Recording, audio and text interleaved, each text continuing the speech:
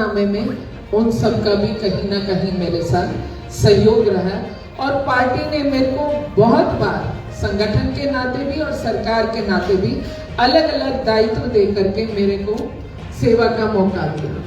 मेरे को इसी संगठन में बतौर महिला मोर्चा जिला अध्यक्ष के काम करने का भी मौका मिला। इसी संगठन में मुझे भारतीय जनता पार्टी, जिसे हम मेन बीजेपी कहते हैं, जिले की महामंत्री भी रही मैं, और इसी पार्टी में मैं भारतीय जनता पार्टी ने ही मुझे प्रदेश में वाइस प्रेसिडेंट महिला मोर्चा का भी ओहदा दिया। तो अलग अलग माध्यम मेरे को मिले जो संगठन की सेवा के, और इसी तरीके से सरकार में मुझे पार्टी की वजह से 3 बार मुझे मौका मिला विधानसभा लड़ने का, जिसमें 14 वाले सफर में मुझे 2.5 साल माननीय मनोहर लाल जी की वजह से मेरे को CPS बनने का मौका मिला, और मैंने प्रयास किया अपना पूरा 100% देने की कोशिश करी। और अभी मनोहर लाल जी पार्ट 2 में, जिसमें अंतिम 6 महीनों के लिए आदरणीय श्री नायब सिंह सैनी जी आए, तो मेरे को उसमें भी शिक्षा का एक डिपार्टमेंट दिया गया। और वाकई में मेरे लिए बहुत बड़ी बात थी कि एक शिक्षक का सफर एक शिक्षा के मंत्रालय तक पहुंचा। और जो पार्टी ने मुझे दायित्व दिए बतौर सरकार या बतौर संगठन, मैंने अपना 100% देने की कोशिश करी।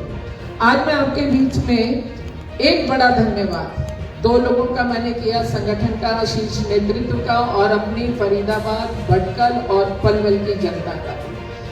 एक बड़ा धन्यवाद मैं आप सबको, जितने मेरे भाई यहाँ उपस्थित हैं, बहनें उपस्थित हैं, मैं आप सबका इसलिए धन्यवाद करना चाहती हूँ।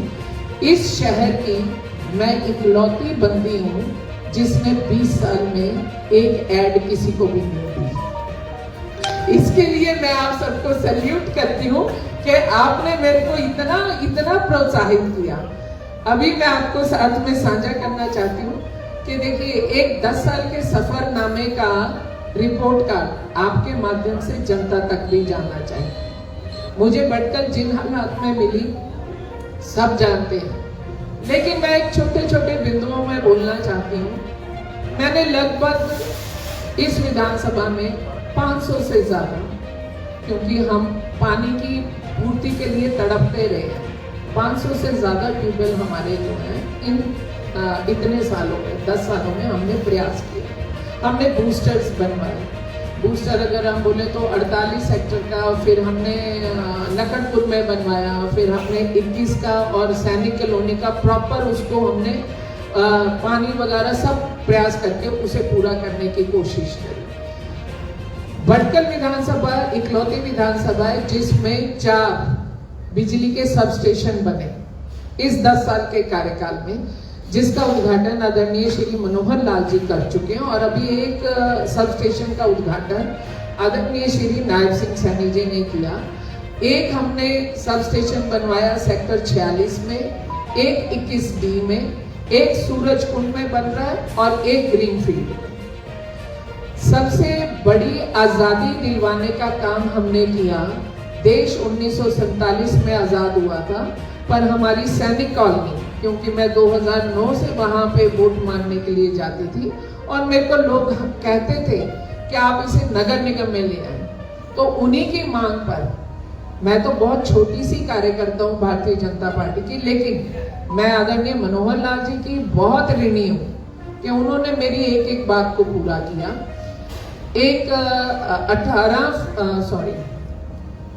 14 फरवरी, क्योंकि वैलेंटाइन डे होता है और मैं ये चाहती थी कि सैनिक कॉलोनी का वैलेंटाइन आदरणीय मनोहर लाल जी, कृष्णपाल जी और जो उनकी सेवा दे रहा वो बने, इसलिए 14 फरवरी 2018 को हमने ये नगर निगम में ली।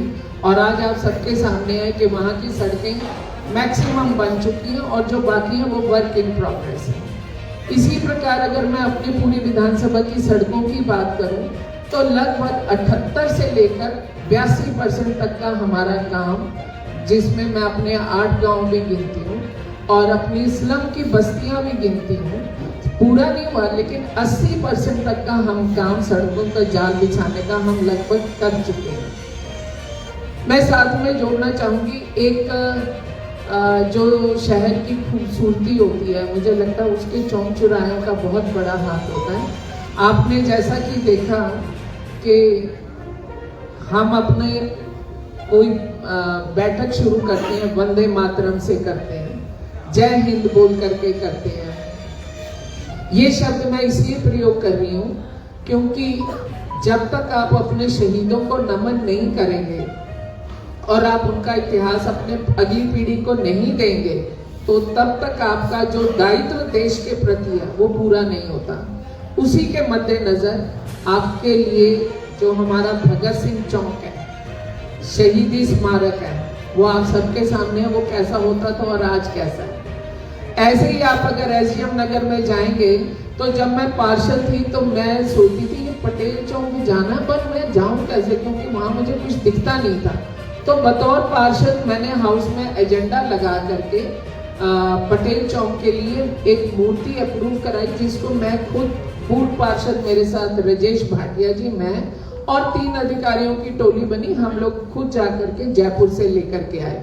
तो जब जनता ने मुझे बड़े सदन में भेजा, तो वो मूर्ति भी 13 फुट की पटेल जी की गन मेटल की आज उस चौक पे शोभायमान है। ये मैं जनता को, सब चीजें जनता को समर्पित करती हूँ, क्योंकि उनके एक एक वोट का मेरे पर एहसान है और उस एक एक वोट से मैंने अपनी विधानसभा को सुंदर बनाने का काम किया।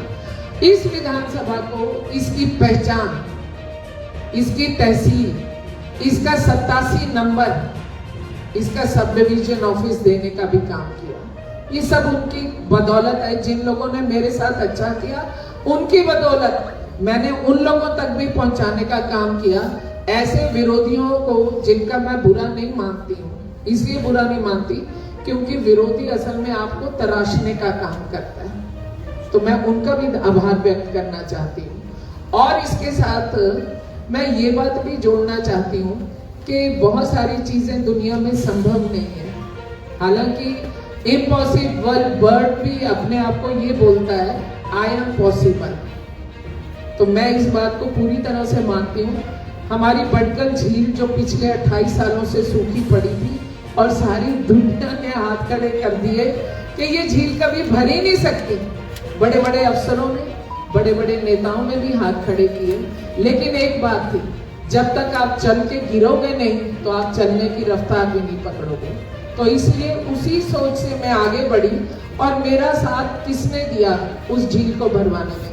उस झील का नाम लोग सीमा तिरखा के नाम के साथ जोड़ते हैं, पर मैं उस झील का सारा श्रेय उस धरती को देना चाहती हूँ जहाँ ये झील बसी है। वो चारों तरफ से संतों की नगरी से घिरा हुआ इलाका है, वो ऋषि पराशर की तपस्थली है। माननीय, आदरणीय, पूजनीय अड़गंगानंद जी का इलाका वहां पड़ता है। और अगर मैं बोलूं तो हमारे यहाँ सिद्धाता आश्रम वहां पड़ता है। मैं गिनती चली जाऊंगी, आप चारों तरफ देखेंगे वो धार्मिक स्थानों से घिरी हुई है। तो जो एक किसी के अंदर स्पिरिचुअल ताकत होती है, अध्यात्म जिसे बोलते हैं, मैं सोचती हूँ वो अध्यात्म का टच कहीं ना कहीं कुदरत को भी लेकर के आता है। जब लोग ऐसी भावनाओं के इकट्ठे होते हैं तो असंभव भी संभव हो जाते हैं। तो आप सभी की दुआएं उसमें जुड़ी हुई हैं। ये सारा श्रेय मैं आपकी दुआओं को और उस धरती के आशीर्वाद को देती हूँ कि जो इतना असंभव काम आज लोग देखने के लिए जाते हैं, आप लोग भी जाते हैं, तो मुझे खुशी होती है कि लोग उसको रिपीट करते हैं, शेयर करते हैं। और अगर मैं बोलूँ, मैं टीचिंग बैकग्राउंड से हूँ, तो मेरे मन में एक टीस हमेशा रही है कि हमारा फरीदाबाद जो इंडस्ट्रियल हब भी है और एजुकेशनल हब भी है आज के टाइम में। दुनिया के सारे बड़े से बड़े स्कूल, कॉलेजेस आज फरीदाबाद में हैं। तो मेरे मन में एक ये टीस थी कि हमारे पास एक यूनिवर्सिटी होनी चाहिए।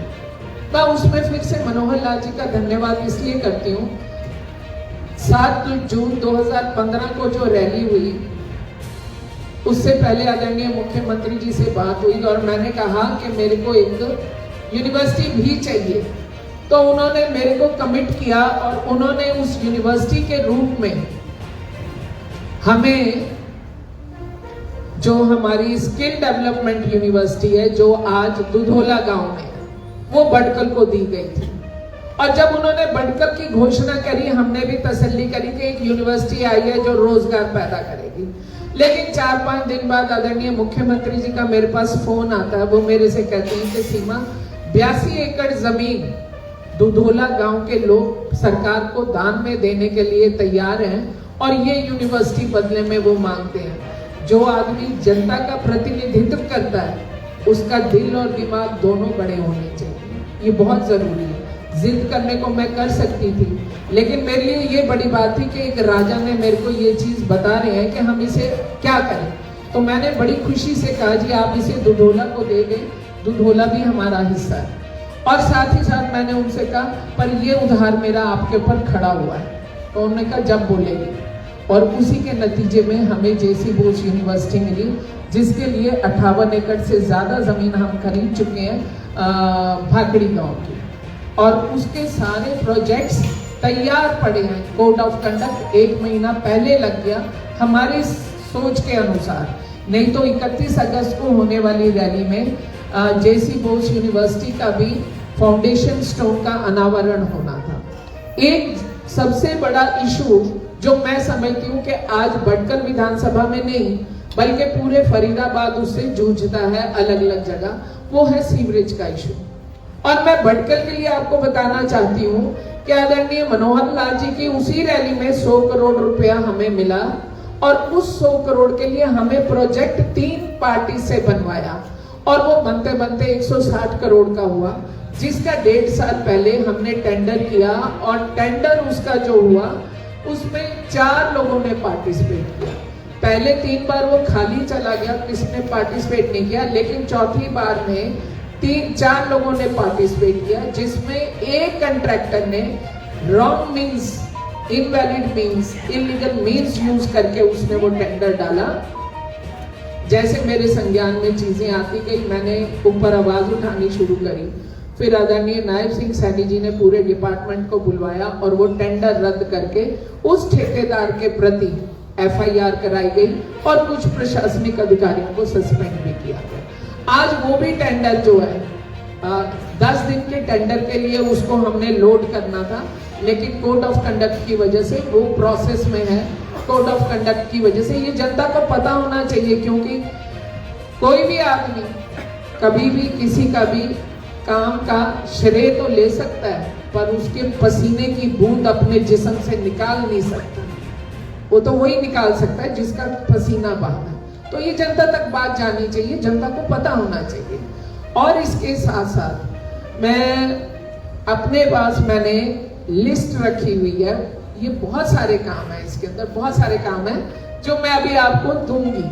और मैं अपनी तरफ से, क्योंकि मैं अगर इसमें गिनूं तो भटकल के जो हमारा सब डिवीजन का ऑफिस है, अभी हमने वो जमीन भी खरीद ली, शिक्षा विभाग का हिस्सा था, और उसके बिल्डिंग का उद्घाटन आदरणीय मनोहर लाल जी के हाथ से हो चुका है। बिल्डिंग का टेंडर हो चुका, वर्क ऑर्डर हो चुका और उसका भी उद्घाटन हो चुका। इसके साथ साथ बहुत सुंदर बिल्डिंग बन करके आपके पास तैयार होगी। और मेरे पास जो 8 गांव आते हैं, जो मेरे पास 8 गांव हैं, जिसमें एक गांव भटकल, अंकीर, फतेहपुर, अनंतपुर, लखड़पुर और हमारा मेवला महाराजपुर बड़ा गांव है। तो हमारे जितने गांव आते हैं, इन सभी गांव में वहाँ की जनता बताएगी कि काम हुआ कि नहीं हुआ। इसलिए मैं ये बात बोल रही हूँ कि वहाँ पर भी पूरा काम हुआ, जिसका नतीजा ये है, जब तक बीजेपी की लिस्ट नहीं आई, मैं उन सभी लोगों का आपके माध्यम से धन्यवाद करती हूँ कि वो लोग भी मेरा इंतजार करते रहे कि लिस्ट आएगी तो सामने वाले को क्या वादा देना नहीं देना हम तब देखेंगे। तो मैं आप सबके लोगों का, सबका दिल की गहराइयों से आभार प्रकट करना चाहती हूँ। मैं ये छोटी बातें नहीं गिनवाने वाली हूँ कि रोज गार्डन एक बार बना, दूसरी बार फिर बन रहा, आपका वो जो है क्या बोलते हैं इसे, दशहरा ग्राउंड का काम हुआ। एक बड़ा काम और, क्योंकि मेरे से पहले जो लोग थे वो 35 साल के राजा लोग थे और मैं 20 साल की सेवादार में रही, और उसी का नतीजा निकला कि पूरे हरियाणा में इकलौता बस स्टैंड, बस अड्डा हमारा पूरे हरियाणा में नहीं मिलेगा। आप लोग हो सकता है गाड़ियों से सफर करते हैं, लेकिन जब मैं गांव में जाता